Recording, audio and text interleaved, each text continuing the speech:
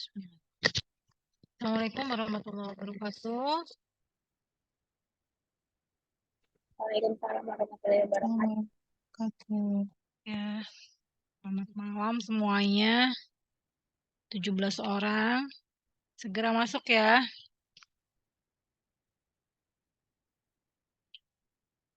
Teman-teman yang lain tolong dicolek-colekin ya.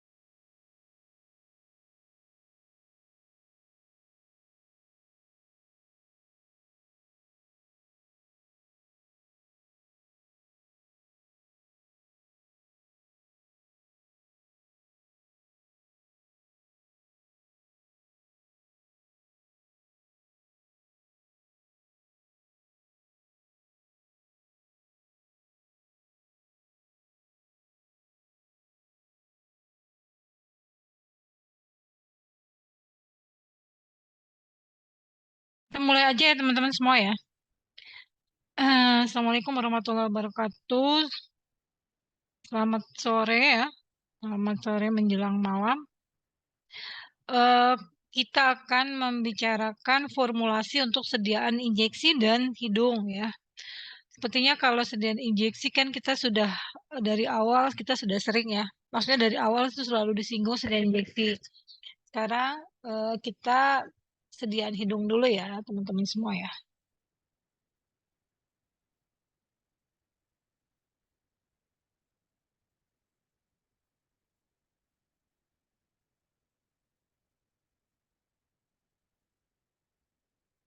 Ya, sediaan hidung ya. Kalau kita ini ya, sediaan hidung itu termasuk steril ya teman-teman semua ya. Jadi di Farmakope Indonesia itu disebutkan dan di CPOB ya kalau untuk membuat sediaan obat ya itu fasilitasnya harus memiliki sertifikat ya namanya GMP ya Good Manufacturing Practice atau sertifikat CPOB untuk bentuk sediaan per bentuk sediaan. Nah ini harus sediaannya steril ya termasuk. Jadi tidak hanya sediaan mata, tidak hanya untuk sediaan injeksi, sediaan hidung juga harus steril ya. Nah, ini ada gambar orang lagi pakai tetes hidung ya. Nah, mengapa sediaan hidung itu kita butuhkan? Jadi maksudnya pemberian obat melalui hidung ya kan. Di sini dia cepat ya. Onset itu adalah awal kerjanya cepat. Karena dia hidung itu eh, di epitel hidung sangat vaskularisasi itu artinya pembuluh-pembuluh darahnya banyak ya. Kemudian daerah penyerapannya besar karena luas sehingga dia penyerapannya jadi besar. Non invasif itu artinya tanpa rasa sakit ya karena tidak seperti sediaan injeksi. Kemudian pemakaiannya juga mudah. Kalau injeksi kan harus diberikan oleh tenaga kesehatan ya yang memang sudah sudah terampil ya seperti bidan ya perawat ya ada keterampilan khusus lah untuk pemberiannya. Kemudian sesuai untuk peptida, oligo dan produk-produk biologi lainnya. Maksudnya kalau sediaan yang ini kan produk peptida itu produk-produk yang kayak mudah terpengaruh oleh asam lambung ya kan. Kemudian dia akan lebih stabil ya.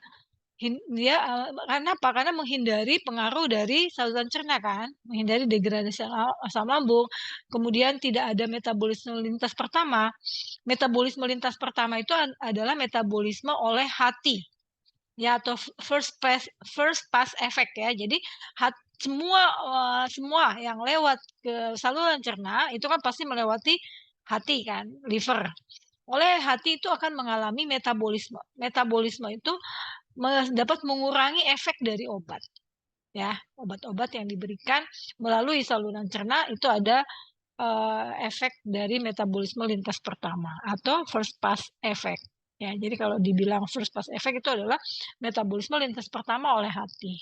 Itu terhindar gitu ya. Jadi sediaannya akan lebih secara jumlah ya yang terserap harusnya jadinya lebih banyak ya dibanding sediaan oral. Nah, salah satu bentuk sediaan steril itu tetes hidung. Ya, sediaan melalui hidung, tetes hidung.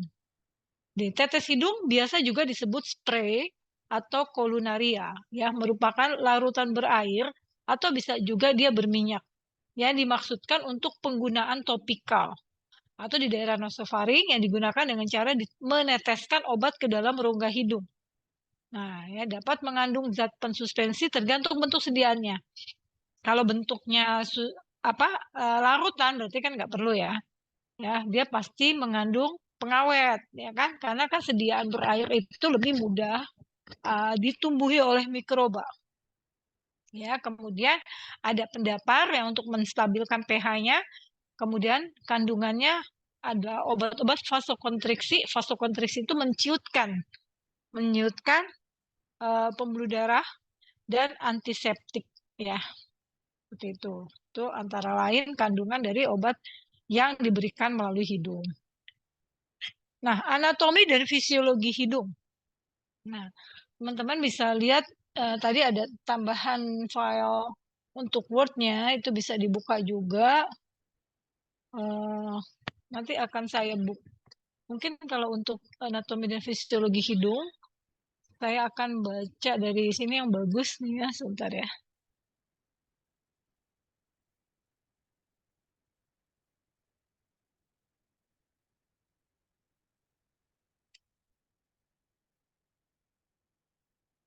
Nah, kelihatan ya, di sini ada penjelasan tentang anatomi dan fisiologi hidung. Di sini peran utama rongga hidung itu adalah penciuman, ya, dan untuk pernafasan. Jadi hidung untuk indera penciuman dan untuk organ pernafasan. Meskipun demikian, udara pernafasan, ya, jadi udara yang masuk itu akan disaring dulu, kemudian udara dilembabkan, ya. Untuk apa? Untuk menyesuaikan suhu dengan suhu tubuh. Ya kan udara luar itu suhunya di luar nggak sesama dengan suhu tubuh manusia ya, bisa lebih rendah atau bisa lebih tinggi dari suhu tubuh, sehingga dia ada proses penyesuaian dan didahului oleh rongga hidung ya, didahului oleh rongga hidung sebelum mencapai paru-paru. Jadi pertukaran udara itu kan di paru-paru ya, tetapi awal mulanya melalui rongga hidung. Sementara partikel dan patogen ya, jadi kalau di udara ini kan sangat beragam.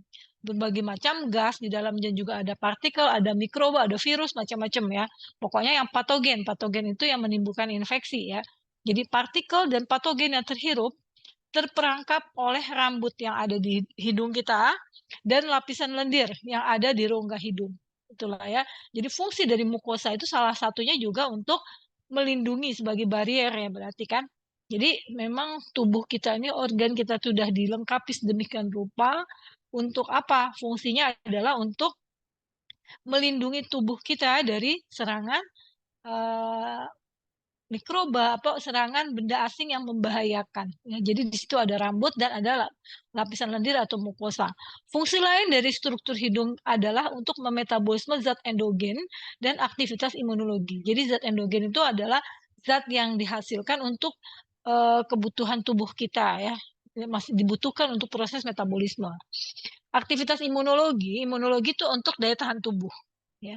Rongga hidung terletak di antara atap mulut ya, jadi itu berhubungan kan, mulut, hidung ya, tenggorokan itu berhubungan. Jadi rongga hidung terletak di antara atap mulut dan dasar tengkorak yang ditopang dari atas oleh tulang etmoid dan dari samping oleh tulang etmoid. Jadi kalau yang di PPT itu ada gambar-gambar tulang, itu adalah tulang-tulang yang memang berada di sekitar rongga hidung kita. Nah, kemudian ada juga konka inferior, ini bagian-bagian hidung. Nah, tadi kalau kita lihat di awal, mengapa apa namanya penyerapan melalui hidung cepat? Karena ternyata luas permukaan yang mukosa yang ada di rongga hidung kita itu sekitar 150 cm persegi, ya, 1,5 meter, ya, berarti luas, ya, 150 cm persegi luas. Ya, dan memiliki volume total 15 sampai 20 mili volume totalnya. Jadi di situ banyak vaskularisasi kan, tadi vaskularisasi itu banyaknya pembuluh-pembuluh darah.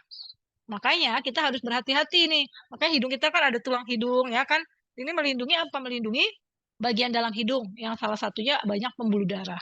Kalau dia terbentur ya, itu kan bisa apa berdarah karena memang banyak pembuluh darah.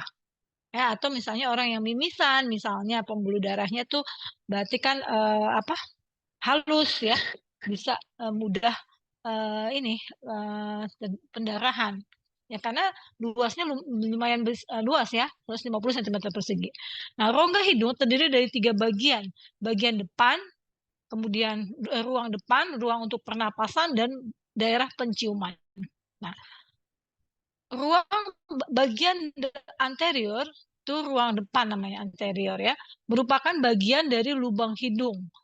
Ya, lubang hidung kita seluas 0,6 setengah senti ya, setengah sentimeter persegi dan termasuk bulu hidungnya. Secara histologis itu berhubungan dengan sel-sel gitu ya. Bagian ini ditutupi oleh epitel. Nah, jadi di dalamnya itu ada epitel namanya epitel squamosa berkeratin ya dan bertingkat. Ya, bertingkat-tingkat nih kalau dilihat dari bentuk ininya mungkin ya apa sih tulang-tulangnya dengan kelenjar sebasea. Daerah hidung ini mencegah masuknya bahan beracun. Tetapi pada saat yang sama penyerapan obat juga terjadi meskipun terbatas. Daerah penapasan merupakan bagian terbesar dari rongga hidung. Jadi tadi ada bagian depan, ada daerah pernapasan, baru terakhir penciuman. Nah, yang paling besar adalah daerah untuk pernapasan di sini dibilangnya ya, bagian terbesar dari rongga hidung. Nah, ini dibagi menjadi 3, yaitu superior, tengah, superior di bagian atas ya, tengah dan inferior di bagian bawah. Nah, ini yang bertanggung jawab atas pelembapan dan penyesuaian suhu udara. Ya, jadi udara yang masuk disesuaikan suhunya dan juga diatur kelembapannya agar sesuai dengan suhu tubuh manusia, suhu tubuh kita ya. Jadi area terpenting di sini, area terpenting untuk penghantaran obat sistemik ya adalah mukosa pernapasan hidung. Jadi mukosa itu adalah selaput lendir mukosa. Itu merupakan area penting untuk penghantaran obat sistemik. Jadi melalui hidung itu tidak hanya topikal, tetapi bisa juga obat-obat yang bekerjanya secara sistemik. Sistemik itu keseluruhan, ya. mukosa di sini daerah terpentingnya adalah mukosa pernapasan hidung yang terdiri atas mukosa hidung apa aja? Ada epitel, kemudian ada membran, membran basal dan lamina propria. Epitel mengandung sel epitel. Nah, ini kandung komposisinya nih. Nah, ini nama-nama ini sel epitel apa aja? Banyak sel epitel dilapisi oleh mikrofili. Mikrofili itu kayak pembuluh-pembuluh ya, yang meningkatkan luas permukaan pernafasan. Jadi luas permukaannya bisa besar karena sel epitelnya dilapisi oleh mikrofili yang meningkatkan luas permukaan untuk pernapasan dan silia. Silia itu rambut-rambut getar yang merupakan penonjolan halus untuk transportasi mukosa, mukus itu lendir menuju nasofaring. Kelenjar. Nah, ini penjelasan tentang bagian-bagian mukosa ya. Tadi secara umum mukosa ada epitel, membran basal dan lamina propria. Ini adalah untuk penghantaran obat-obat yang diberi efeknya secara sistemik. Nah, rute pemakaian obat hidung, jadi obat untuk yang diberikan melalui hidung di sini itu biasa untuk apa aja? Obat-obat yang indikasinya apa aja? Bisa untuk peradangan, rinitis, rinitis itu kayak alergi dan rinitis alergi dan umum, kemudian untuk hidung tersumbat.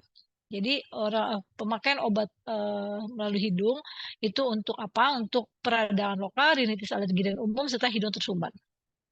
Senyawanya apa aja? Ya, senyawanya adalah antihistamin karena untuk rinitis alergi antihistamin, untuk peradangan bisa glukokortikoid ya, dan untuk hidung tersumbat pakai dekongestan dalam bentuk semprotan, bisa juga tetes, bisa juga larutan gel atau bisa juga bubuk yang nantinya akan bisa misalnya apa dihirup dan seterusnya ya.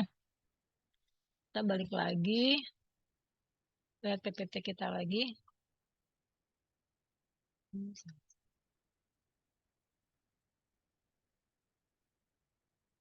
Iya. Jadi kita kembali lagi ke sini. Hidung, hidung itu tadi udah kita bacain ya untuk bagian hidung luar, bagian dalam dan bagian yang bagian tengah tuh pernapasan dan bagian dalamnya sebenarnya untuk penciuman. Ya, ini macam-macam tulangnya tadi nih. Sinus itu kan rongga ya. Nah, di sini. Nah, jadi tadi ini adalah hidung kita kan ada bagian apa di sini di atas mulut dan di sininya adalah tengkorak otak kita kan di atas ini ya. Nah, ini adalah rongga hidung di sini. Nah, kemudian kita lihat di sini penjelasannya tadi bagian eksternalnya tadi ya di saya yang sudah saya beri ini ya bagi di wordnya itu penjelasan dari gambar ini ya. Jadi di situ menjelaskan tentang bagian-bagian ya hidung kita. Ya, kalau misalnya dilihat dari apa bagian irisan apa ya namanya? Irisan melintangnya ya, bagian hidung. Jadi hidung bagian luar tadi sudah lah ya, udah kita jelasin di yang tadi. Nah, ini adalah khusus untuk wilayah ini epitel yang jadi untuk secara sistemik itu melalui sel epitel kan tadi. Epitel itu yang ada mukosanya ya, mukosa untuk memperluas permukaan penyerapan obat yang tadi ya. Ada mikrofili, kemudian ada silia ya. Di epitel penciuman, kalau ini yang tanda merah ini adalah epitel penciuman, dia merupakan atap dari rongga hidung ya bagian atas maksudnya sekitar 10% dari total permukaan hidung. Jadi luasnya hanya 10%. Akses langsung ke bagian penciuman ya. Jadi hidung yang merupakan area penciuman. Kalau area pernapasan ini yang biru ini. Ya, kalau dari penjelasan tadi kan yang paling besar itu ada hidung itu untuk area pernapasan. Nih, yang ini ya. Ada tandanya wilayah pernapasan, jaringan epitel sangat vaskularisasi. Vaskularisasi itu banyak pembuluh darahnya. Nah, di sini juga tempat absorpsi obat ke sirkulasi sistemik. Kenapa? Karena ada pembuluh darah di situ. Ya, di sini nih tempatnya. Itu ya. Jadi kalau bagaimana cara penyerapan obat, karena memang di dalam di rongga hidung kita ini ya terdapat pembuluh darah ya, yang apa fungsinya? Yang untuk penyerapan obat ya, penyerapan obat.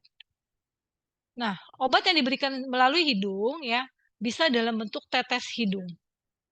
Tetes hidung. Ya. Persyaratan namanya sediaan steril pasti harus steril. Kemudian tekanan osmosanya, tonisitasnya harus isotonis, kemudian pH ya sekitar pH 7, kemudian viskositas dan kapasitas daparnya. Jadi obat-obat nanti yang untuk formulasi tetes hidung berarti harus ada komponen zat tambahan yang fungsinya ini semua ya. Jadi bisa mengandung pengawet, pendapar, kemudian pengatur tonisitas ya seperti NaCl gitu ya dan seterusnya. Kalau viskositas kalau bentuknya misalnya suspensi. Nah, kemudian di sini tadi berhubungan dengan syarat ya. Formulasi sediaan hidung jadi seperti apa ya? Kalau kita lihat di sini, yang pertama adalah meningkatkan absorpsinya. Jadi untuk meningkatkan absorpsi atau penyerapan, dia ditambahkan satu zat tambahan yang golongan surfaktan. Surfaktan yaitu untuk menurunkan tegangan permukaan dari bahan aktif sehingga bahan aktif akan mudah dibasahi, dengan sendirinya akan mudah meningkatkan absorpsi. Kemudian golongan siklodextrin, garam empedu, pengubah persimpangan ketat ini fungsinya ini ya. Tapi apa namanya pengubah persimpangan ketat itu fungsinya adalah meningkatkan kelarutan juga. Ya, tapi ini ya enggak lazim ini ya. Yang biasa kita pakai adalah meningkatkan absorpsi ada surfaktan. Kemudian osmolaritas. Osmolaritas itu adalah tekanan osmosisnya atau tonisitasnya. Tonisitas atau tekanan osmosis diharapkan dia sama dengan tekanan osmosis cairan tubuh. Ya, cairan tubuh itu kan salah satunya di selain darah ya, selain darah, cairan mata, kemudian di hidung juga ya, di rongga hidung juga. Itu sekitar 280 miliosmol per kilogram. Nah, di sini kalau hipoosmotik ya berarti berarti batas bawahnya paling rendah itu 50. Kalau kurang dari 50 itu dapat meningkatkan penyerapan tetapi juga meningkatkan potensi kerusakan epitel. Sementara kalau yang hiper ya di atas 900 akan peningkatan sekresi mukus ya. Jadi banyak lendir yang akan dikeluarkan apabila sediaannya hiperosmotik. Kalau keadaannya hipoosmotik itu merusak epitel. Jadi di sini yang kurang lebihnya yang isotonisnya sekitar 280. Kemudian pH. Rongga hidung itu ternyata sedikit asam. Ya pH-nya 5,5 sampai 6,5. Ya kalau pH yang asamnya itu sampai minimalnya 3. Kalau di pH di bawah 3 atau di atas 10 mengakibatkan kerusakan histologi. Histologi itu jaringannya. Jaringan hidungnya akan rusak. Iritasi dapat terjadi di luar rentang fisiologis. Ya, jadi diharapkan pH ya sediaan itu sekitar 5,5 sampai 6,5. Atau kalaupun stabilitas obatnya di bawah 5,5, maksimal adalah 3. Maksudnya paling rendah 3, minimal 3, paling tinggi 10, maksimal 10. Jangan sampai di bawah 3 atau di atas 10 ya. Berikutnya adalah viskositas ya. Jadi untuk kestabilan ya tergantung formulasinya lagi apa dia bentuknya apa suspensi ya. Kalau bentuk dan suspensi dia ditambahkan viskositas untuk meningkatkan waktu tinggal di dalam rongga hidung. Tetapi juga mempengaruhi karakteristik dari semprotan atau ukuran dropletnya. Jadi kestabilan suatu sediaan suspensi itu dilihat dari viskositasnya ya. Kentalannya ya viskositasnya. Kalau terlalu encer dia akan mudah mengendap, ya kan? Sementara kalau terlalu kental akan sulit dituang. Ya, jadi viskositas diatur sedemikian rupa sehingga dia mudah untuk tersuspensi kembali untuk sediaan suspensi. Ya itu ya. Nah, jadi bagaimana komposisinya? Komposisinya adalah pertama zat aktifnya, kemudian bahan tambahan. Bahan tambahan selain karena dia sediaan cair ya, dia pelarut dia. Pelarut, apa pelarutnya? Bisa air, bisa minyak tadi ya. Kemudian ditambah zat pensuspensi jika dia merupakan sediaan suspensi, kemudian zat pendapar untuk mengatur pH-nya, dan pengawet karena dia sediaan steril untuk bebas kuman atau bebas mikroba, tambah pengawet. Berikutnya adalah itu komposisinya berarti ya. Bahan obat apa yang digunakan untuk sediaan hidung ya, seperti tadi udah disebutkan, yaitu obat yang fungsinya untuk peradangan ya, kemudian untuk apa dekongestan dan obat antihistamin ya. Selain itu bisa juga obat yang golongan antibiotik ya, untuk bahan obatnya atau sulfa. Obat-obat yang berfungsi vasokonstriksi, yaitu menciutkan, memperkecil kalau konstriksi. Kalau dilatasi memperlebar kalau vasodilatasi. Kalau vasokonstriksi memperkecil pembuluh darah. Merupakan bahan yang paling banyak dan kemungkinan kelompok penting obat-obat yang dipakai di sediaan hidung.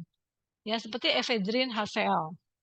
Kemudian germisid, jadi untuk membunuh germ itu mikroba, kemudian antiseptik atau anestesi lokal. Ya, itu antara lain obat-obat yang diberikan, zat aktif yang diberikan untuk pemberian hidung. Yang kedua adalah zat pembawa atau pelarut. Cairan pembawa umumnya air, umumnya. Nah, di sini cairan pembawa sedapat mungkin pH-nya tuh 5,5 sampai 7,5. Ya, tadi kan pH untuk ini sediaan yang bisa diterima oleh hidung kan 5,5 sampai 6,5 ya. Ya. Jadi dia lebih lebar nih pembawanya. Kapasitas dapar sedang, isotonis atau hampir isotonis. Jadi diharapkan sih tadi isotonis ya, atau dia osmolaritasnya sekitar 280. Tapi kalaupun tadi hipo atau hiper, ada batasannya ya yang diperbolehkan. Yang ketiga, zat pensuspensi. Zat pensuspensi dapat digunakan adalah sorbitan, polisorbat, atau surfaktan lain yang cocok, yang kadarnya itu tidak boleh lebih dari 0,01% BPV di dalam suatu sediaan. Ya, di dalam sediaan hidung tadi. Misalnya sediaan tetes hidung, satu botolnya misalnya 15 mili. Nah, itu kandungan zat pensuspensinya maksimal 0,01% B/V ya. Jadi gram per 100 mili. B/V. Kemudian berikutnya adalah zat pendapar. Zat pendapar dapat digunakan dapar yang cocok ya, sesuai dengan bahan aktifnya, ya kan? Dia stabil di pH berapa? Digunakan dapar yang cocok dengan pH 6,5 dan dibuat isotonis menggunakan NaCl. Ya, selain pendapar juga dia isotonis itu dengan natrium klorida. Kemudian pengawet yang umum adalah benzalkonium klorida. Benzalkonium klorid kandungannya 0,01% sampai 0,1% B/V. Ya, kalau zat pensuspensi kan 0,01. Kalau pengawet bisa sampai 0,1. Ya, 10 kali bisa sampai 10 kalinya pengawet. Nah, jenis sediaan hidung. Sediaan hidung itu bentuk sediaannya apa aja? Bisa berupa salep, kemudian jelly ya. Kalau jelly itu kan berair, kandungan airnya lebih banyak dari krim ya jelly. Kemudian inhalan ya, jadi yang disedot gitu ya. Inhaler bertekanan berarti menggunakan alat. Kemudian larutan. Nah, di larutan ini bisa diberikan dalam bentuk tetes, spray, disemprot. Kalau kolunaria itu cuci ya, untuk cuci hidung. Nah, itu jenis-jenis sediaan hidung. Ini harus steril. Yang pertama larutan. Ya, kalau spray itu disemprot. Bisa spray, bisa tetes hidung atau kolunaria.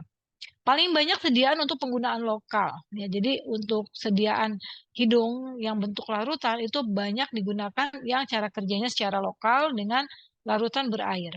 Jadi pembawanya air, bisa juga minyak, tapi minyak jarang, banyak air. Larutan hidung itu persyaratannya ya. Pertama pH-nya 5,5 sampai 7, tapi sesuai pH tubuh yaitu 7. memiliki kapasitas dapar yang baik, isotonis atau mendekati isotonis, tidak mengubah viskositas normal mukus. Jadi mukosa kita itu kan ada mukusnya atau lendir. Itu kan memiliki viskositas atau kekentalan tertentu ya. Jadi jangan sampai bahan pembawa itu mempengaruhi kekentalan dari lendir ya yang ada di hidung. Kemudian dapat bercampur dengan gerakan silia normal. Ya, jadi kan di dalam hidung itu terdapat silia itu rambut-rambut gitu ya. Jadi dia bisa kompatibel gitu dengan gerakan dari rambut ya. Jadi rambut yang ada di hidung tadi. Kemudian maksudnya tidak mengiritasi seperti itu ya. Kemudian dapat bercampur dengan bahan aktif. Kemudian stabil pada penyimpanan ya selama masa simpan atau shelf life dari produk, mengandung pengawet. Ya, pengawet adalah untuk menekan pertumbuhan bakteri.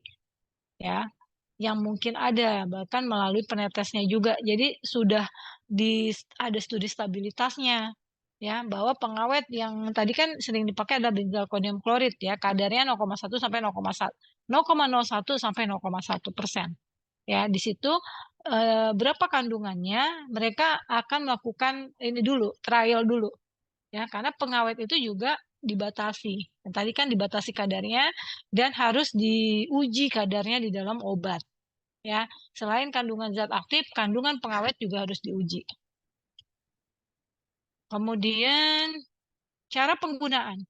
Di sini cara penggunaan itu sebaiknya pasien menyandarkan punggungnya, kemudian kepalanya dimiringkan. Kemudian penetes sebaiknya ditempatkan tepat masuk ke dalam nostril dan sejumlah dosis larutan diteteskan ke dalam hidung. Kemudian setelah pengobatan keduanya, pasien sebaiknya tetap pada posisi ini. Jadi setelah diberikan obat, kemudian dia diamin dulu lah sekitar 4 menit supaya obat berpenetrasi ke dalam rongga hidung. Sebaiknya diinfokan di brosur ya, di brosur dari obat. Kemudian di sini syarat tetes hidung.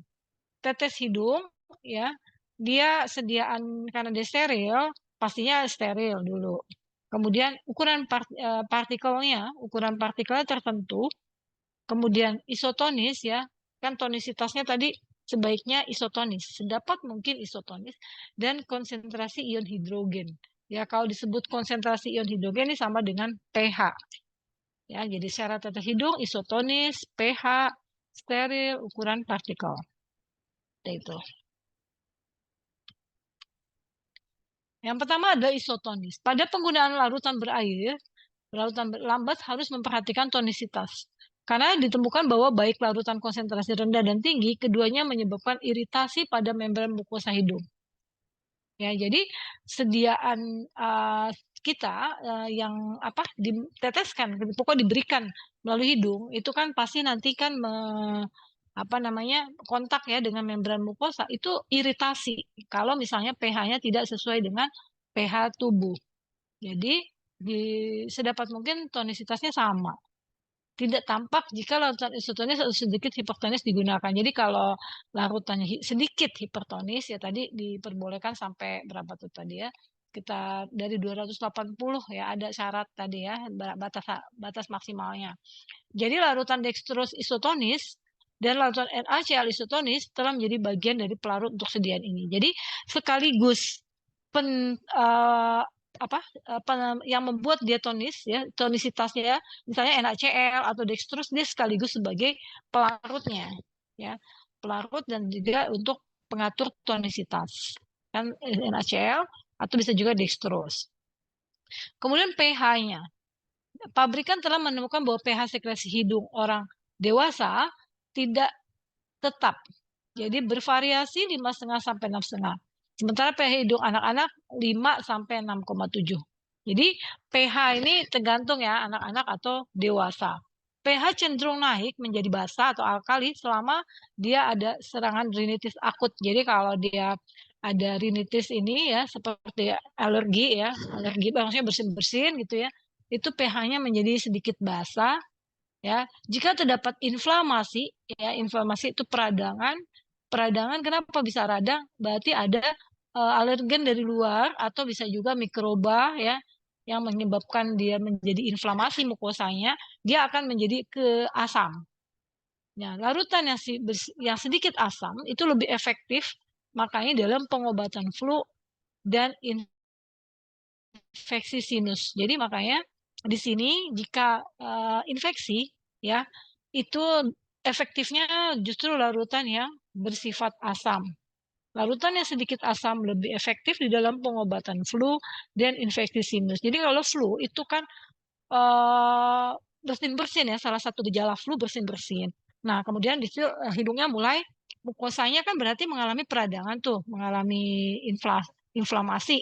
Ya, salah satunya kita jadi hidung tersumbat karena ada peradangan di mukosa hidungnya. Nah, di situ dia akan menjadi lebih asam pH daripada mukosa hidung, lebih asam. Sehingga lebih tepat juga obatnya yang asam. Jadi asam, ketemu asam itu akan memudahkan penyerapan dari obatnya. Ya, karena kalau obat yang asam ketemu dengan suasana asam itu bentuknya tetap menjadi molekul, dia tidak terionisasi. Kalau bentuknya molekul artinya mudah menyerap. Jadi kalau obat mudah terserap ya itu cepat kan nanti memberikan efek seperti itu ya. Nah, alasan penggunaan konsentrasi ion hidrogen untuk mengatur tingkat keasaman atau kebasaan dari sediaan hidung yang akan kita buat, sehingga tidak mengiritasi hidung. Zat yang digunakan untuk pengatur pH, yaitu 3% larutan propilen glikol, sulfatiazol, dan 10% larutan sulfonamid. Sulfonamid yang umum digunakan dalam tetes hidung itu adalah sulfacetamid dan sulfisoxazol di etanol amin. Karena sulfonamid adalah larut dan esensial netral dalam reaksi. Oh, jadi kelarutannya dalam pH netral nih maksudnya tidak menyebabkan iritasi. Jadi sulfonamida itu bisa dipakai untuk pengatur keasaman, maksudnya kayak gitu ya. Karena dia tidak menyebabkan iritasi. Stabilnya dia di pH netral. Makanya dia dipakai sebagai pengatur pH maksudnya ya. Kemudian tes fisik dan kimia dari sediaan hidung. Parameternya pertama adalah deskripsi atau pemberian ya atau organoleptis.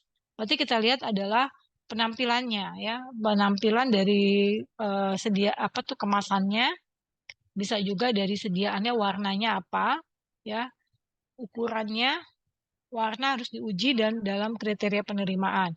Mengidentifikasi ya. Identifikasi bisa secara reaksi warna, ya bisa juga dengan menggunakan instrumen ya. Yang biasa digunakan untuk identifikasi biasanya IR atau bisa juga pakai kromatografi. Kromatografi independen digunakan untuk memverifikasi identitas zat obat dalam produknya. Jadi identifikasi itu adalah pengujian ya, pengujian awal ya, identifikasi sebelum kita ke penetapan kadar atau assay. Assay itu adalah penetapan kadar. Jadi kita tentukan dulu, memang betul nggak misalnya obatnya mengandung efedrin. Betul nggak? Diidentifikasi betul nggak mengandung efedrin? Bisa dengan reaksi warna, bisa dengan spektro IR atau bisa juga dengan kromatografi. Nah, kalau memang positif, baru lanjut ke assay. Ya, ditentukanlah kadarnya berapa. Jadi menentukan penentuan analitik bahan obat dan penentuan stabilitas. Jadi kalau assay atau penetapan kadar itu dilakukan pada saat rilis produk dan pada saat dilihat kestabilannya atau uji stabilitas. Itu harus dilakukan parameter assay ini. Kotoran dan degradasi produk. Jadi ini cemaran maksudnya ya, bukan kotoran ya, cemaran dan degradasi. Jadi namanya bahan baku obat ya kan, diproduksi itu pasti ada cemarannya atau bisa jadi degradasi yang terbentuk selama produk tersebut digunakan atau selama proses pembuatan bisa juga. Tingkat pengotor dan produk degradan harus ditentukan dengan prosedur analisa yang tervalidasi. Ya, pengotor ya lebih dari 0,1% itu harus dilaporkan dan ditentukan. Jadi, di dalam monografi farmakope, misal efedrin HCl ini larutan evedin HCl dipakai untuk tetes hidung misalnya. Itu ada monografinya, ya. Itu diuraikan bagaimana pemberiannya, identifikasi C, kemudian cemaran yang ada di situ, ada persyaratannya. Kemudian pengawet juga ditentukan juga kadarnya. Kemudian batas mikroba, ya. Sebetulnya kalau sediaan dia steril, itu langsung kita tentukan bukan batas mikroba, langsung sterilitasnya ya, steril atau tidak steril. Kalau batas mikroba biasanya untuk sediaan yang non steril, misalnya sediaan oral, sediaan misalnya tablet, suspensi, emulsi ya, yang non steril. Kalau sediaan steril diujinya bukan batas mikroba tapi sterilitas. Ya.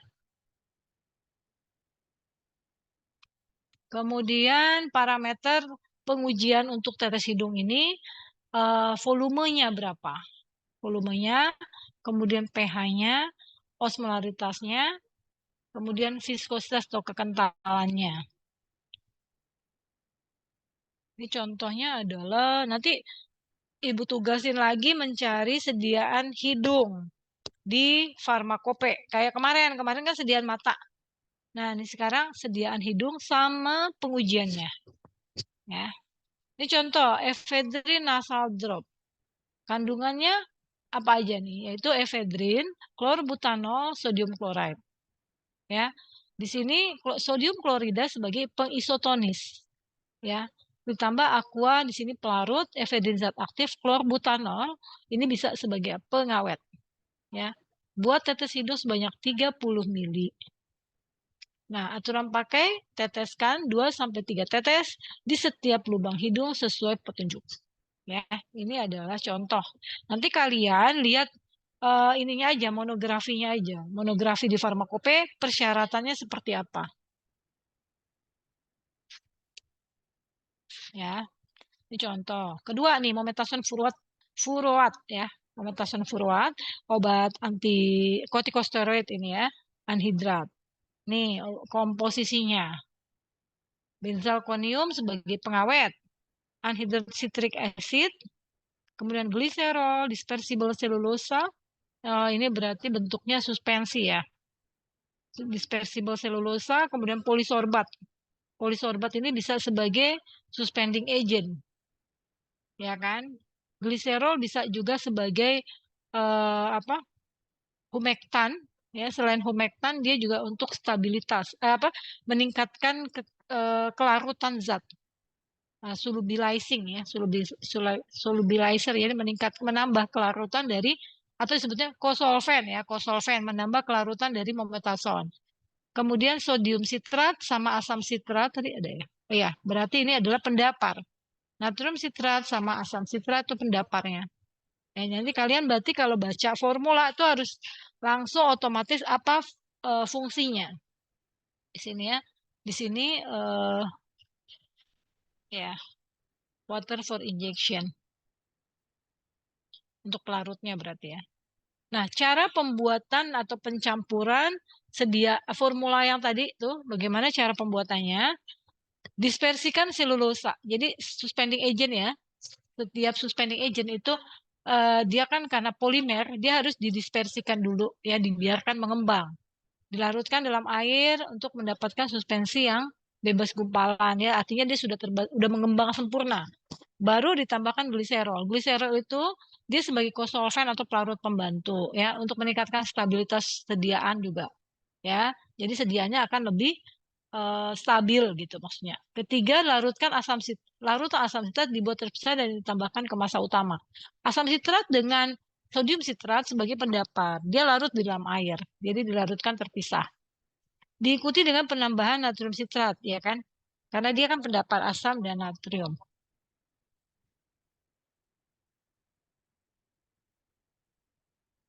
Dengerin azan dulu ya.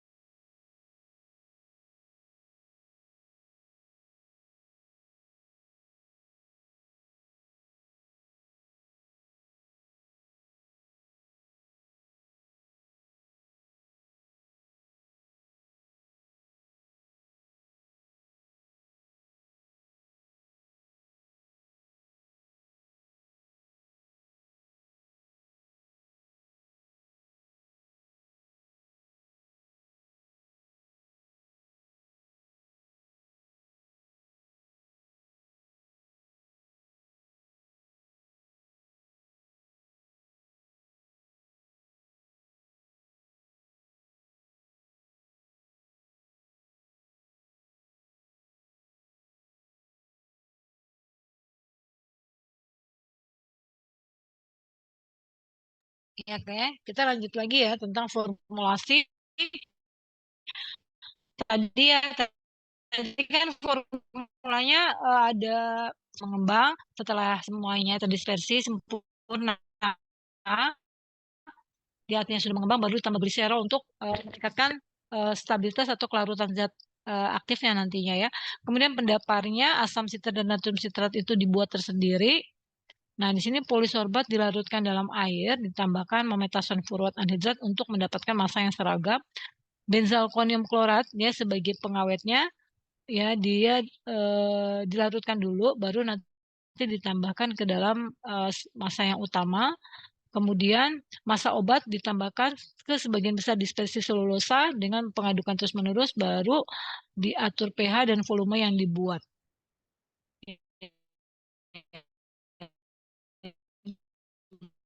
Jadi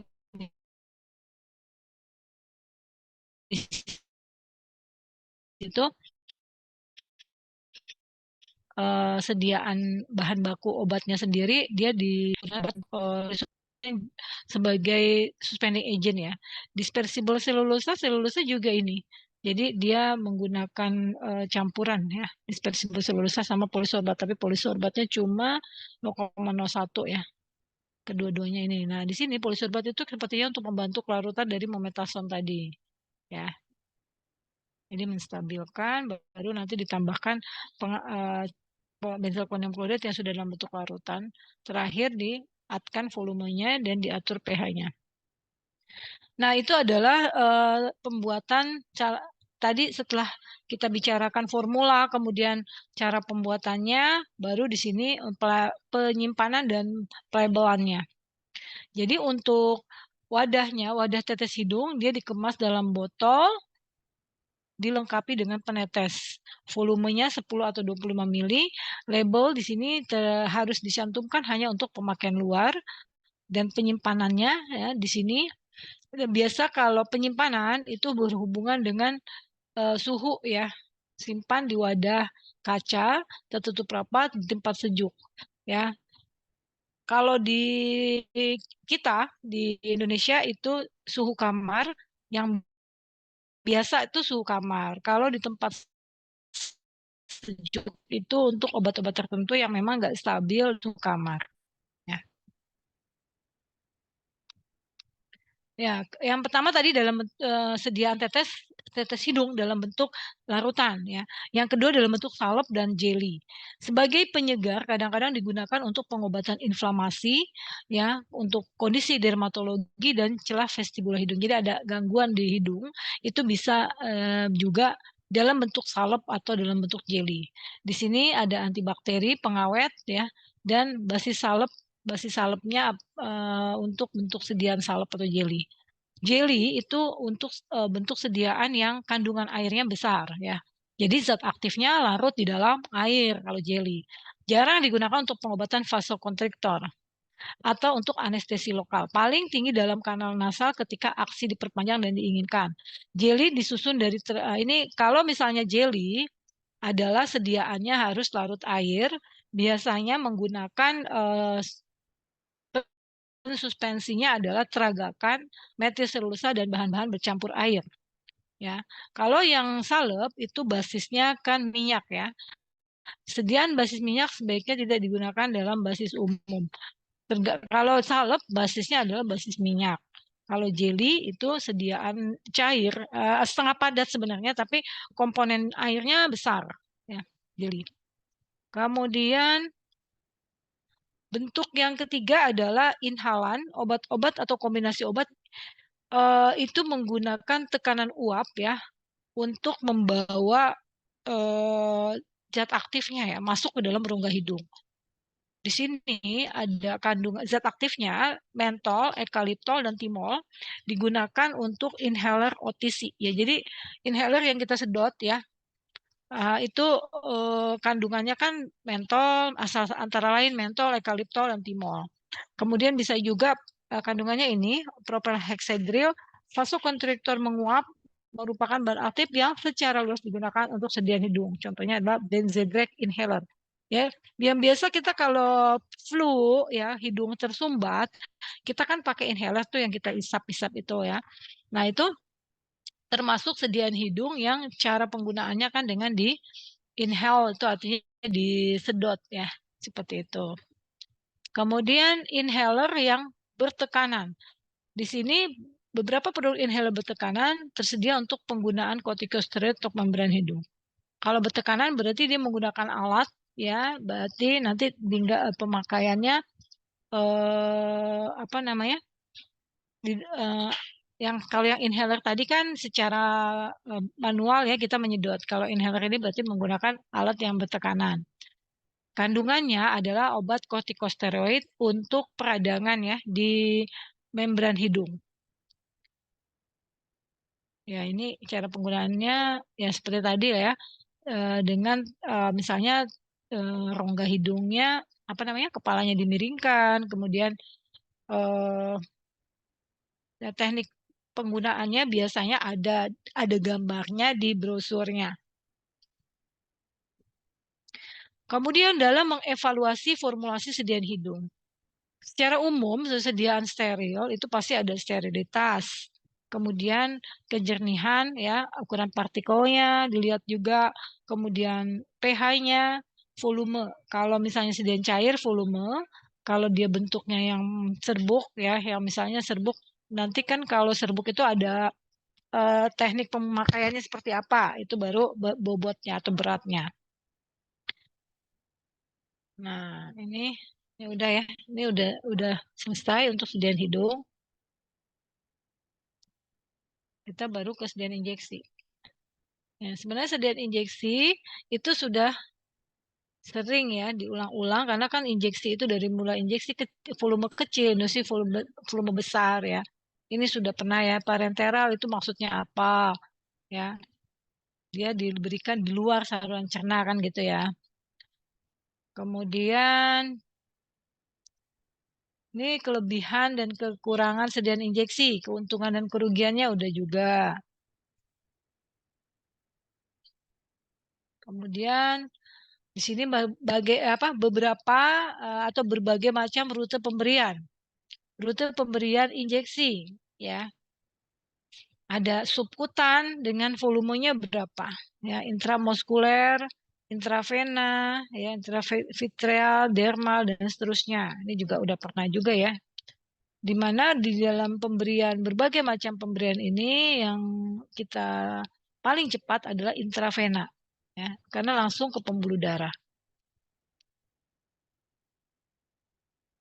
Faktor preformulasi yang harus kita perhatikan itu yang namanya preformulasi berarti kita melakukan mengkarakterisasi sifat-sifat fisika, kimia dan biologi dari bahan aktif.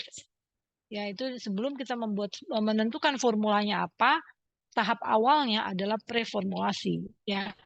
Di sini kita harus menentukan pH nanti ya. Lalu sediaan kita itu pH-nya berapa? Seperti tadi sediaan hidung. Sediaan hidung ini kita mau menggunakan obat mau dibuat yang kandungan zat aktifnya apa? Misalnya tadi sediaannya untuk obat flu misalnya.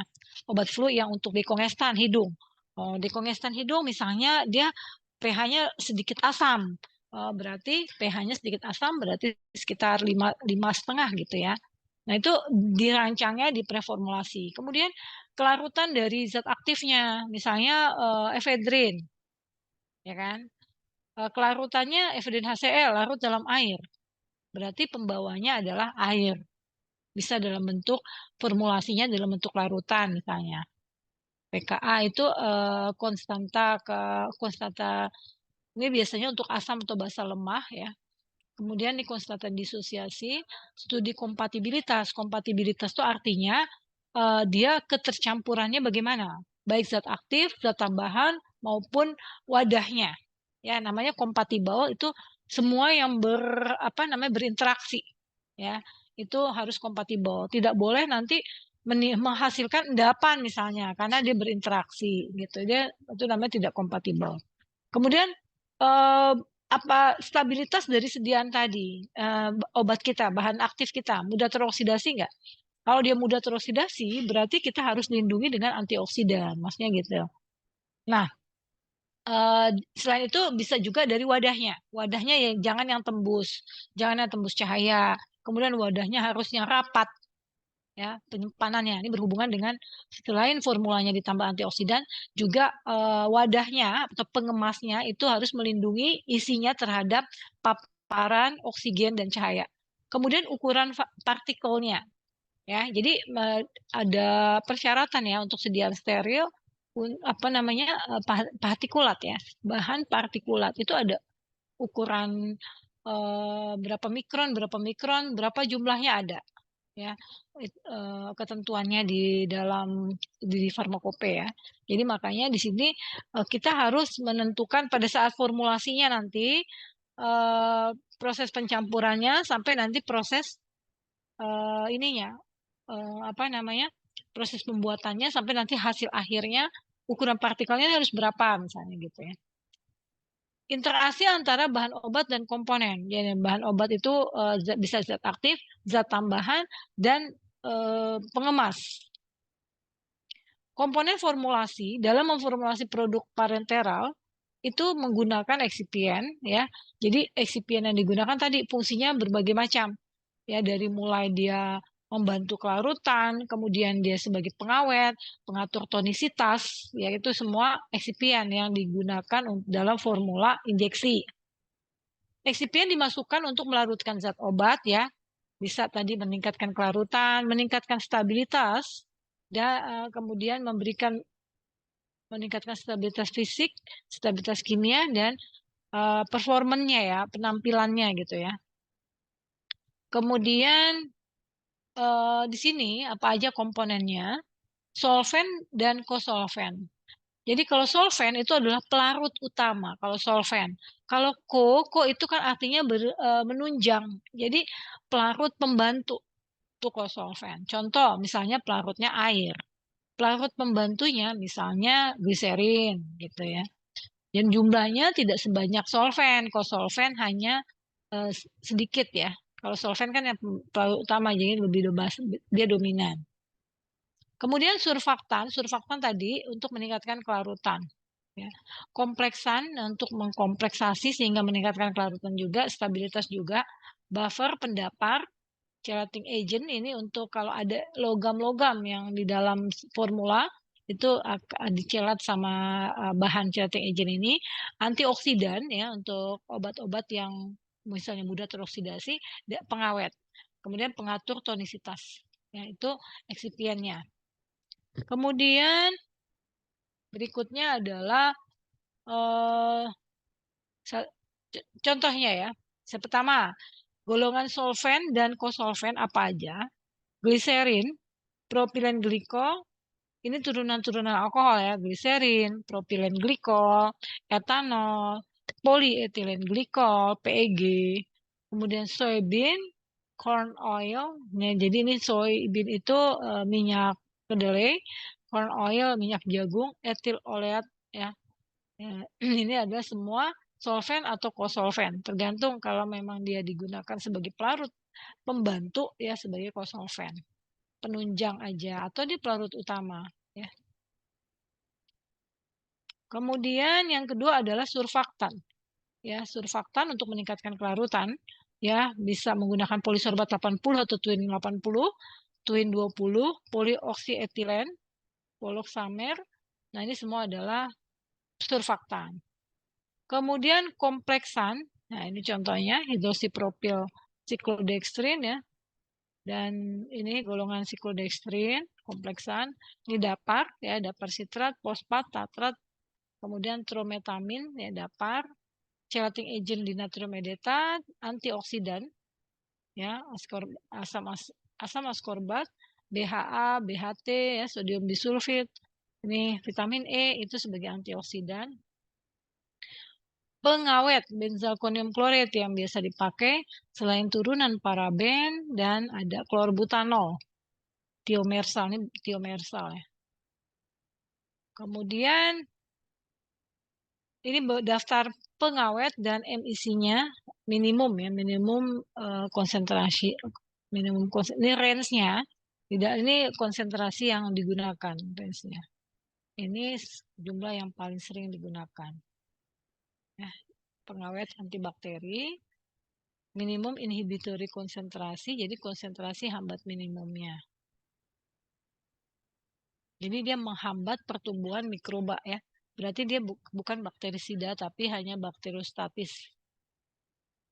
Pengawet atau antimikroba secara khusus dikecualikan dalam injeksi volume besar yang digunakan untuk sediaan cairan, nutrisi, atau elektrolit. Seperti injeksi dextrose dan natrium klorida. Jadi kalau sediaan itu digunakan untuk infus volume besar ya, injeksi volume besar itu artinya volumenya lebih dari 100 mili, itu nggak menggunakan pengawet. Agen bakteriostatik dapat ditambahkan ke injeksi dextrose dan natrium klorida ketika diberi label untuk digunakan sebagai zat sklerosis karena jumlah injeksi yang digunakan untuk tujuan tersebut kecil dan jumlah antibakteri yang ada tidak akan membahayakan pasien. Intinya kalau sediaan dia injeksi volume besar tidak boleh ya, karena kan kalau volume besar itu banyak ya. Kalau menggunakan pengawet hanya untuk sediaan yang volume kecil, injeksi volume kecil. Dua pertimbangan utama saat memilih pengawet yaitu adalah kompatibilitas dan efektivitasnya. Jadi pengawet tadi kita gunakan sekecil mungkin dengan efektivitas yang besar. Walaupun dia tadi ada range ya, tadi kan ada range-nya ya, misalnya benzalkonium klorid berapa sampai berapa. Tapi ada yang konsentrasi yang sering digunakan tadi ya. Nah konsentrasi itu bukan berarti semakin besar itu semakin bagus ya, semakin efektif, tidak seperti itu. Ya, jadi yang paling bagus digunakan sekecil mungkin dengan efektif. Efektif itu dia dapat ada persyaratannya, uji efektivitas pengawet. Jadi dipantau pertumbuhan mikroba setiap dalam 14 hari, 28 hari itu ada berapa pertumbuhan mikrobanya untuk menentukan dia efektif atau tidak. Jadi pengawet itu harus ada ujinya ya. Jadi penggunaan pengawet tidak langsung kita langsung aja nih pakai pengawet makin banyak makin bagus, enggak seperti itu ya. Jadi ada ujinya, uji efektivitas karena setiap formula itu beda-beda. Karena kan formula itu kan ada komponen zat aktif, zat tambahan, ya kemudian juga proses pembuatan itu kan semua mempengaruhi. Ya, mempengaruhi ada paparan mikroba ya pada saat prosesnya itu. Kemudian tonisitas adjuster CL ya, manitol ini semua bisa digunakan sebagai tonisitas adjuster untuk isotonis. Nah, berikutnya adalah kategori sediaan steril. Kategori penggunaan parentera menurut bentuk fisiknya, sediaan cair yang merupakan bahan obat atau larutannya, misalnya injeksi. Jadi steril itu injeksi ada bentuknya cair, ya, ada yang bentuknya serbuk, ya, untuk dia direkonstitusi dulu, ya. Atau ada juga yang nomor 3 sediaan cair dari suatu zat obat yang dia dilarutkan dulu di dalam media emulsi yang sesuai. Ya, jadi dia itu sediaannya tadi yang pertama itu memang merupakan sediaan cair atau dia bentuknya larutan. Yang kedua bentuk padat kering yang dia harus direkonstitusi sebelum digunakan. Misalnya injeksi itu kan dia bentuknya serbuk di dalam vial. Baru sediaan cair ya dari zat obat yang dia dilarutkan dulu ya atau dia didispersikan dalam media emulsi. Jadi biasanya itu memang berhubungan dengan stabilitas sediaan. Jadi dia tidak bisa dalam langsung bentuk bulk, tapi dia dalam volume kecil baru setelah jika akan digunakan, jika akan disuntikan, baru dia didispersikan di dalam pelarut ya yang sesuai. Kemudian ada lagi sediaan cair dari padatan yang tersuspensi dalam media cair yang sesuai dan 5 padatan kering. Jadi bentuknya ini, semua bentuk ini berhubungan dengan stabilitasnya intinya. Kalau memang dia sediaannya stabil di dalam bentuk cair, ya langsung dalam bentuk cair. Tapi kalau tidak, ya dia biasanya dalam bentuk padatannya. Ya, jadi di sini tipenya, di sini ada suspensi, ada emulsi, liposom, Ya, jadi ini bentuk-bentuk sediaan injeksi, ya, ini yang sediaan konvensional kan suspensi, emulsi, kalau bentuk nomor 3 liposom, nano, itu sediaan yang advance ya. Jadi kalau nano atau liposom itu dia sudah dimodifikasi bentuknya maksudnya untuk sistem penghantaran tertentu gitu ya. Kalau nano suspensi kan kecil ya, ukurannya di bawah mikro, lebih kecil lagi di bawah mikro. Kemudian dried form ini bentuk kering ya. Biasanya kalau yang bentuk kering itu biasanya dia dibuatnya secara injeksi beku kering atau disebutnya lyophilize. Lyophilize itu biasanya zat aktifnya itu memang dia tidak stabil di suhu panas. Jadinya dia di dalam bentuk serbuk kering. Baru powder filling. Nah, di sini ada lagi freeze dry atau lyophilize. Jadi freeze dry dia namanya beku kering. Jadi pada saat pembuatannya itu dia dibikin dalam bentuk serbuk ya, dikeringkannya tapi bukan pakai suhu yang panas, tapi suhu yang dingin di bawah 0 derajat ya, karena dia tidak stabil sehingga dia beku kering, freeze dry atau lyophilisasi. Nah, contoh formulasi dan injeksi. Nah, ini nih contohnya ya. Ada namanya ini nih. Ini adalah obat KB, medroxyprogesterone asetat. Kandungannya apa nih? Ada polisorbat sebagai surfaktan, PEG, suspending agent, kemudian paraben. Paraben itu biasanya kombinasi metil dan propil paraben, kemudian sodium klorida. Sodium klorida biasanya sebagai pengatur tonisitas. Ya. Triamcinolone, kenalog, ini adalah obat anti radang. Ada polisorbat sebagai surfaktan, sodium CMC sebagai suspending agent, benzil alkohol. Biasanya alkohol itu turunan alkohol sebagai pengawet, NaCl tonisitas. Ya, seperti itu. Jadi nanti kalau ada contoh formulasi, kalian harus tahu fungsinya. Fungsi dari bahan-bahan yang ada di resep itu. Ya. Nanti kalau ujian misalnya ini ada formula. Nah, itu fungsinya apa? Kalian bisa lihat ya. Kan kalau polisorbat, twin gitu kan kalian sudah familiar tuh kalau formulasi dia sebagai surfaktan, bisa sebagai surfaktan. PEG, polyethylene glycol ya, sediaan-sediaan makromolekul gini suspending agent. Paraben, benzil alkohol, sediaan turunan-turunan alkohol dia sebagai pengawet. Ya, kalau antioksidan bisa sodium bisulfit, bisa vitamin C, BHA, BHT itu antioksidan. Ya, yang lain-lain. Kalau sodium klorida itu ini untuk pengatur tonisitas. Sodium klorida, dextrose ya bisa sebagai pengatur tonisitas. Nah, ini contoh-contohnya suspending agent apa aja, surfaktan, solubilizing agent, kemudian pH adjustment atau DAPAR. Nah, ini dapat sitrat. Nah, kalau ini formulasi infus yang kemarin kita belajar infeksi apa infus sediaan volume besarnya ya, injeksi volume besar LVP. Ini elektrolit nih. Nah, sekarang parameter kontrol kualitas injeksi. Jadi gini, nanti kalian kan ditugaskan untuk mencari sediaan hidung, satu sediaan hidung, nah dan satu lagi sediaan injeksi. Ya. Nah, ini gini aja ya. Kalian boleh pilih mau sediaan hidung atau sediaan injeksi ya.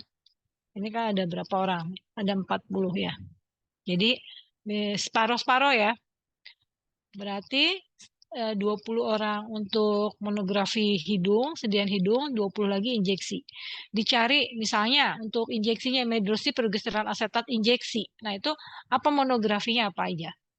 Itu dilihat. Dan termasuk uji-ujinya apa aja. Ya. Nanti kita lihat monografi yang ada di Farmakopeia Indonesia ya. Di sini ada uji kebocoran bahan partikulat dalam injeksi. Misalnya nanti ada bahan partikulat dalam injeksi. Nah, nanti kalian harus lihat tuh. Lampiran 751 FI6. Kalian buka itu baca seperti apa bahan partikulat dalam injeksi. Uji sterilitas lampiran 71 FI6 dibaca. Volume injeksi dalam wadah lampiran 1131. Organoleptis penandaan verifikasi bobot kalau dia serbuk injeksi. pH. pH itu nomor lampirannya ini. Uji endotoksin. Nah, ini, ya.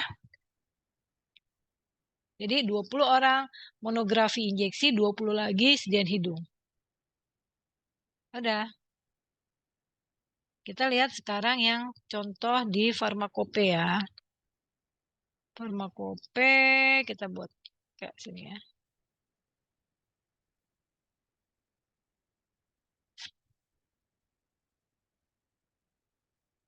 Nah, lihat kan di sini. Nih, ini saya lagi buka untuk monografi umum injeksi. Nanti kalian kalau baca monografi dulu deh ya, kita lihat injeksi. Nih, ini kan banyak nih ya, injeksi. Terserah mau injeksi apa aja. Ada ampicillin untuk injeksi, ada injeksi amikasin ya, injeksi amiodaron. Misalnya inilah ampicillin untuk injeksi lah. Nah, ampicillin untuk injeksi, ampicillin for injection. Nah, kalau yang namanya istilah untuk injeksi, berarti dia harus direkonstitusi dulu. Dia jadi bukan langsung bentuk cair, bukan. Ya, di sini monografinya kalian langsung lihatnya dari farmakope, nggak boleh lihat dari internet gitu. Misalnya googling nggak ya, langsung dari sini. Baku pembanding, baca kalian harus tahu ini isinya apa nih. Yang monografinya ampicillin, oh ini ampicillin untuk injeksi. Ini namanya deskripsi yang atas ya. Ya, ini deskripsi nih, bagian atas selalu setiap monografi ada deskripsi. Kemudian baku pembanding. Nah, baku pembanding itu digunakan untuk pengujian, baik untuk identifikasi maupun untuk assay. Tadi kan sudah disebut-sebut tuh, ada identifikasi, ada assay. Kalian baca. Kemudian berikutnya larutan terkonstitusi.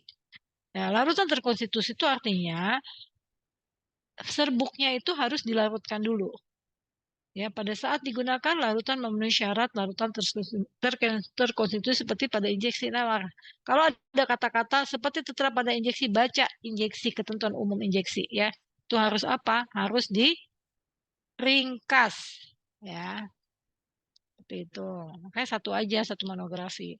Endotoksin bakteri 201. Baca. Kita klik aja di sini nih. Tuh, 201. Buka endotoksin seperti apa sih endotoksin itu? Ya, endotoksin itu kan untuk ini ya, supaya kita tidak menimbulkan demam ya bagi penggunanya. Nah, ini endotoksin bakteri. Oh, ini uraiannya. Ya, benar. Kalian baca aja ya, baca. Kemudian nanti untuk endotoksin itu yang perlu diperhatikan di sini adalah karena ini banyak ya kalau endotoksin. Hmm, hmm,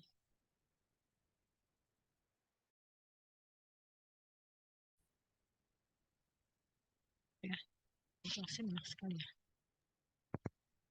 Paling kalian ininya aja ya. Penetapan kadar endotoksin dengan cara jendela gel, kemudian perhitungan dan interpretasi cara fotometrik. Ada dua cara nih kayaknya. Cara fotometrik. Ya ada dua cara. Ada berapa cara? Cara garis besar aja ada berapa cara ya. Sini ada dua cara nih. Cara jendela gel dan cara fotometrik. Kemudian ya kita balik lagi. Yang pasti pertama harus tahu dulu. Endotoksin itu di sini ada di sini. Ada apa? Yang harus tahu ya. Begitu baca endotoksin bakteri, endotoksin itu apa? Uji endotoksin bakteri adalah itu apa? Untuk mendeteksi atau mengkuantitasi itu artinya menghitung secara jumlahnya berapa kuantitasi endotoksin bakteri yang mungkin ada di dalam sampel. Pengujian dilakukan menggunakan LAL, limulus amoebosit disat, ya dia diperoleh dari mana? Dari ekstrak air amoebosit kepiting ladam kuda. Nah ini kalian bacalah. Ya ada dua teknik. Ya, jadi kalian ambil ininya aja nih. Ya bagian awalnya aja. Kalian ambil awalnya aja. Di sini kayaknya ringkasannya ya. Kalau yang bawah udah teknis banget ya, sampai sini aja. Nah, kita balik lagi. Nah, habis endotoksin apalagi? Ada keseragaman sediaan 911, klik. Keseragaman sediaan ya. Jadi kalau keseragaman sediaan itu untuk bentuk padat. Ada keseragaman sediaan. Kalau bentuknya cair itu nggak ada keseragaman sediaan, tapi volume injeksi. Nanti beda lagi ya. Sini dibaca keseragaman sediaan itu ada dua ya. Ada keragaman bobot nih. Ada namanya keseragaman kandungan. Tergantung apa? Tergantung beratnya. Dia kalau 25 miligram atau merupakan 25% namanya keseragaman kandungan. Tapi kalau lebih dari 25 miligram atau lebih dari 25% namanya kalau yang kadar besar keragaman bobot, yang kecil namanya kandungan ya, seperti itu. Ini juga lihat di bagian awalnya aja keseragaman sediaan tujuannya apa. Kemudian definisinya apa. Balik lagi, partikulat. Nah, ini partikulat 751 memenuhi syarat seperti tertera pada injeksi volume kecil. Klik 751. Seperti itu ya, teman-teman semua ya. Klik lagi. Nah, kalau C itu penetapan kadar. Kalian baca aja seperti apa sih penetapan kadar. Penetapan kadar itu biasanya menggunakan instrumen. Yang sedikit sekali yang menggunakan titrasi. Ya, kecuali bahan baku. Kalau sediaan obat, ini kan sediaan ya. Kalau sediaan obat itu kan kandungannya udah ada zat aktif dan zat tambahan. Kalau titrasi itu tidak bisa memisahkan mana zat aktif maupun zat tambahan. Pokoknya yang sifatnya sama, contoh titrasi alkalimetri, titrasi yang untuk menetapkan bahan-bahan asam kan pakai alkali karena kan pentiternya NaOH. Nah, pokoknya yang sifatnya asam semuanya akan bereaksi. Yang asam bereaksi dengan basa itu. Mau dia zat aktif, ya tambahan, jadi tidak selektif, tidak bisa membedakan. Sementara kalau obat jadi komponennya kan banyak, ada zat aktif dan zat tambahan ya. Suatu metode itu harus selektif ya, sehingga tidak bisa untuk obat jadi kecuali antasida. Masih ada yang bentuknya titrasi, assay-nya dengan cara titrasi antasida.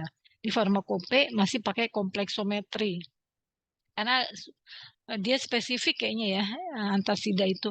Biasanya kan obat-obatnya golongan AL, Mg, kalsium gitu-gitu. Nah, itu adalah essay atau penetapan kadar. Nanti kalian baca di sini pakai apa nih? Kromatografi cair kinerja tinggi. Nah, kalian kan udah S1 nih. Apa sih kromatografi? Kalian baca nih ada nih di 931 gitu ya. Pokoknya saya setiap kali ngajar saya tugasin untuk buka farmakope, lihat monografi, lihat pengujiannya. Karena berhubungan dengan materi yang lagi kita pelajari. Ini contoh untuk injeksi. Sekarang untuk sediaan hidung. Coba ya kita lihat ya. Tetes hidung. Nah, ini ada nih. Tetes hidung oksimetazolin. Nah, oksimetazolin hidrochloride nasal solution. Ini deskripsinya apa? Dia berupa larutan. Zat aktifnya adalah oksimetazolin hidrochloride dalam air yang diatur tonisitasnya ya. Dia mengandung kandungannya 90 sampai 110. Baku pembanding identifikasi. Nah, ini ya, identifikasi pH, kemudian assay atau penetapan kadar. Nah, udah seperti itu. Sederhana nih, sediaan tetes hidungnya. Terserah kalian ya. Pokoknya dibagi aja. Pokoknya 50%, 50%. 50% mengerjakan yang injeksi, 50% sediaan tetes hidung. Ya, oke. Ya, Febrina Lulu hadir. Ada yang mau ditanyakan? Kalian Ibu absen dulu ya. Absen.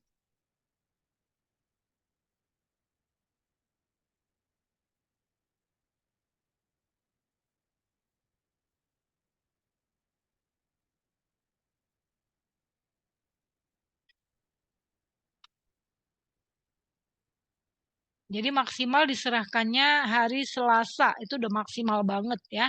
Kalau Selasa nggak diserahin berarti kosong nilainya.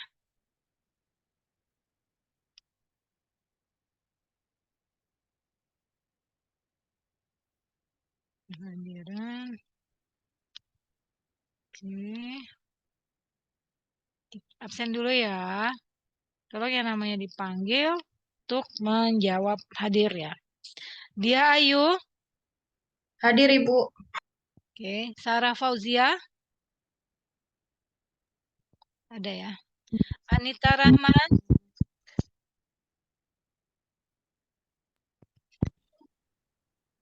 Anita. Di partisipan ada, Bu. Ya. Oke. Sylvia Yuni ada. Mala Komala. Hadir, Bu. Oke. Muhammad Romli. Romli. Ada. Yulita. Hadir, Bu. Ada. Anissa Rahma. Hadir, Bu. Gita. Hadir. Yusnia. Yusnia ada Bu di Yusnia. Pelayanan kali ya. Travelina. Hadir Bu. Lulu tadi ada. Udah chat. Septi. Hadir, Bu. ST Nurmaya. Hadir, Ibu. Ayodhya. Hadir, Bu. Roida. Roida. Roida ada Bu. Ada. Fahmi. Fahmi. Hadir Bu. Ya. Flo. Hadir, Bu. Ananda Sela Rahayu. Hadir, Ibu. Oke. Putri Lestari. Hadir, Ibu. Farizan. Farizan ada di partisipan tapi Farizan. Farizan tahu nggak nih nanti dikasih tugas nih. Skandar. Hadir Bu. Oke. Nia ada ya tadi ya. Azahra. Hadir, Bu. Zara udah sehat belum? Udah, Bu. Arta. Ada ya. Zahira ada. Salsa. Hadir, Bu. Hadir, Ibu. Ada. Ananda Maharani. Maharani. Oke. Nia Mulyani. Hadir Bu. Oke. Septia. Walfa. Hadir Bu. Ada. Indah Oktavia. Hadir, Bu. Siti Fatimah. Hadir Bu. Teguh. Hadir Bu. Oke. Siti Askia. Hadir, Bu. Hafiz. Hadir. Oke. Ilmi. Hadir, Bu. Oke. Seli. Hadir, Bu. Oke. Silvi Nuraini. Hadir, Ibu. Oke. Anita Hayatun Nufus. Anita hadir Bu. Ada ya. Ibu, Deborah ada ya. Oke, terima kasih. Oke. Dan kita absen ya. Silakan ada yang mau ditanyakan? Ibu kemarin udah lihat tugas kita belum Bu? Udah benar belum Bu yang kita kerjain kemarin? Tugas yang kemarin udah pada diperbaiki. Iya Bu, udah Bu. Nah ya, kita dulu ya. Di tempat yang sama di uploadnya.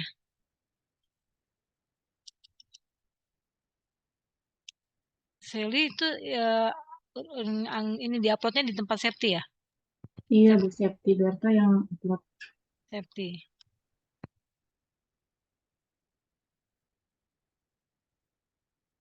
Saya show aja ya. Show.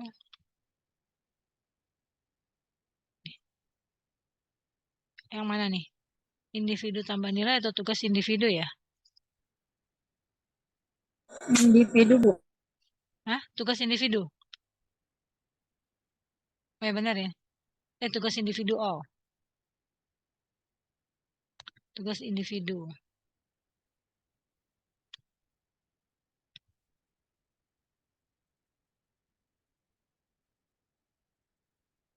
Yang terbaru ini berarti. Oke. Salep mata atau bramisin?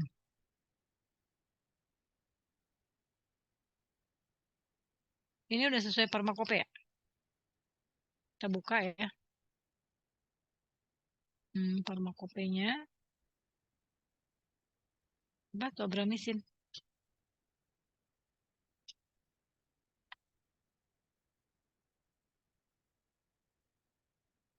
Salep mata ya. Nah ini kita lihat coba ya. Tobramycin. Ini yang dikerjain Sally. Kita sandingin ya. Nih. Salep mata Tobramycin. Kelihatan kan kiri kanan? Kelihatan. Nah. Salep mata Tobramycin mengandung, ya, jadi di sini ada deskripsinya, baku pembanding, identifikasi KLT ya. KLT 281.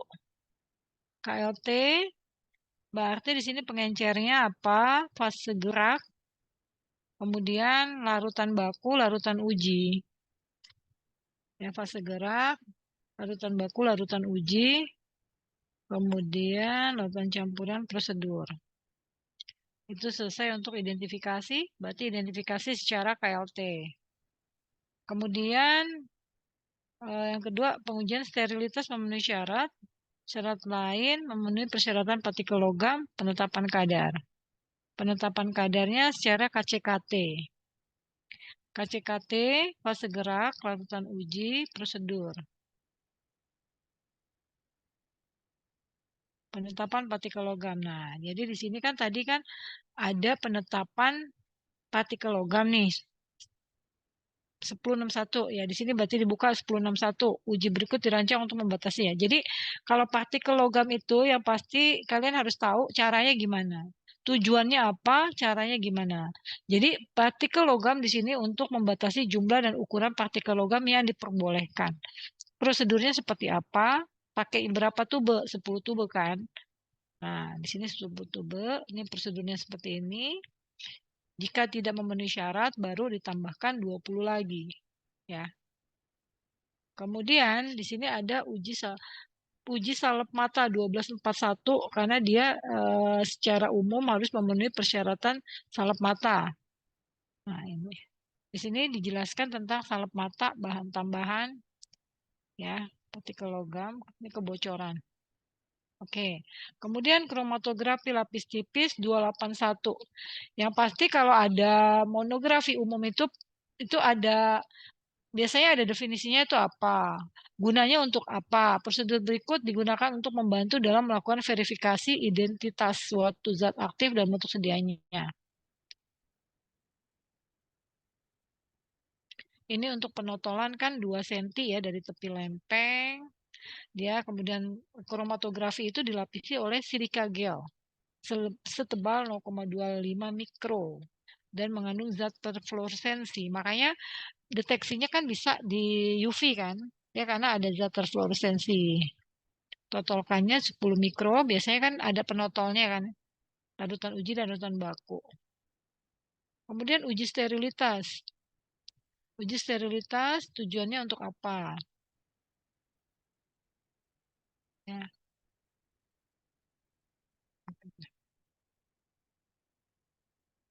Ini Sally nyalin atau bagaimana Sally? Dari farmakope, kopas atau gimana ngetik? Nyalin aja Bu saya, Bu. Oh, diketik ya? Iya, Bu. Ya, kalau selengkap ini boleh. Atau kalian bisa juga diringkas, misalnya kalau mau apa tuh uji sterilitas nih. Uji sterilitas tujuannya apa? Kemudian media yang dipakai apa aja, ya medianya. Kemudian setelah itu kriteria penerimaannya seperti apa? Seperti itu ya. Prosedurnya kayak seperti apa? Kriteria penerimaannya seperti apa? Seperti itu ya. Oke. Ya ini udah benar kayak gini. Nah ini kromatografi. Untuk kromatografi sesuaikan aja dengan kromatografi yang ada di sini. Di sini kan penetapan kadarnya dengan KCKT ya, kromatografi cair kinerja tinggi. Kalau ini uraian kromatografi secara umum. Kromatografi apa aja? Ada kertas, lapis tipis, kolom, ya, kromatografi gas, ya kan? Oke. Yang lain gimana ya? Udah dilengkapi semua?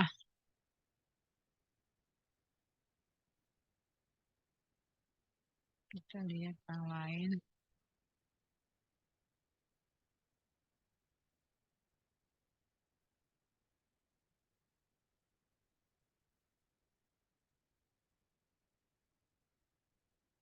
Oh ini belum. Belum semuanya ya dibetulin ya. Pekan depan udah harus dibetulin semuanya ya.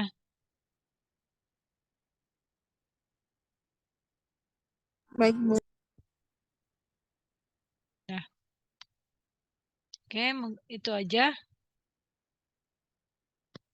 Jadi Sally, kalau yang tadi udah lengkap seperti itu. Cuma kalau misalnya apa namanya mau diringkas juga sesuaikan dengan yang menjadi tugasnya boleh aja. Kalau mau lengkap berarti semuanya kan, semua informasi, misalnya tentang kromatografi semua informasi. Atau mau ambil yang khusus KCKT-nya aja juga bisa. Gitu.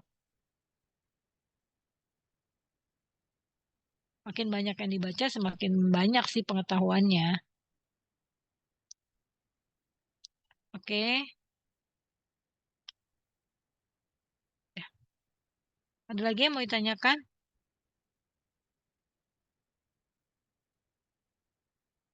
Kita tinggal 2 kali pertemuan lagi ya.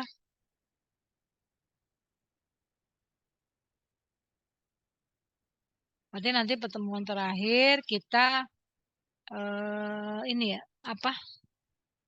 Untuk soal-soal. Soal-soal UAS. Kalau dari materi kita masih apa ya? Tadi kan formulasi sediaan parentela dan hidung. Oh, sekarang evaluasi nih, evaluasi sediaan tetes mata dan evaluasi salep mata. Sebenarnya nih evaluasi ini sudah sekalian ya dengan formulasi. Tapi di sini kalau mau ada jadwalin untuk khusus evaluasi. Berarti untuk pertemuan besok kita melihat yang ada di monografi aja ya. Pertemuan depan kita lihat yang di monografi evaluasinya apa aja, diambil dari sediaan mata, makanya kalian harus buat itu ya. Kemudian sediaan hidung. Sediaan mata, sediaan hidung. Sama sediaan mata, hidung, injeksi. Ya, kan yang minggu ini dibagi 2 ya, sebagian sediaan hidung, sebagian injeksi. Itu ya. Minggu depan. Minggu depan nanti kalian harus mempresentasikan apa yang dibuat. Ya. Makanya nanti harus sudah benar tugasnya. Oke. Mempresentasikan bisa di dalam bentuk PPT atau dari tugas kalian boleh aja. Tapi intinya kalian harus paham. Nanti kalau ditanya harus tahu. Misalnya uji sediaan salep mata ya. Ada uji partikel logam. Itu maksudnya apa tuh uji partikel logam? Kemudian cara ngujinya gimana? Nah, itu sediaan injeksi ada uji partikulat misalnya. Ya, itu kalian harus baca ada di situ keterangannya. Uji partikulat itu seperti apa? Dan metodenya ada apa aja? Persyaratannya seperti apa? Ya, baca juga boleh, baca yang ada di PPT, tapi secara prinsip itu harus tahu. Oh, kalau uji partikel logam itu kan tadi misalnya dari apa? eh, yang uraian tadi panjang tadi, itu kalian harus tahu apa definisinya apa, prinsip pengerjaannya seperti apa. Kayak gitu ya. Jadi pekan depan harus siap siapa aja nanti Ibu tunjuk untuk menampilkan hasil dari monografi yang udah dipilih apa dan harus bisa jelasinnya. Oke ya. Karena pekan depan tentang evaluasi. Oke. Jadi individu ya, nggak ada kelompok-kelompok. Oke, mungkin itu aja dari saya ya. Semoga bermanfaat. Terima kasih atas perhatiannya. Assalamualaikum warahmatullahi wabarakatuh. Waalaikumsalam. Waalaikumsalam warahmatullahi Terima kasih ya. wabarakatuh.